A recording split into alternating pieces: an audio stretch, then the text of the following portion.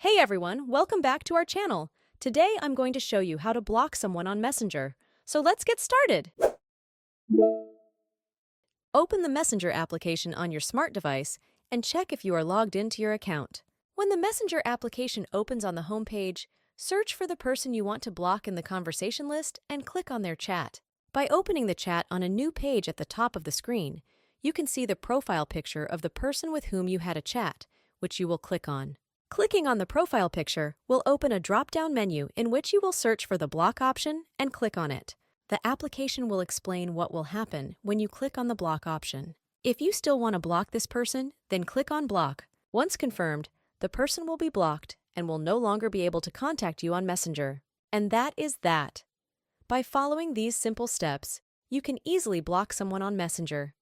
If this guide helped you, give it a thumbs up and don't forget to subscribe to our channel for more tech tips and tutorials. Thanks for watching and see you in the next video.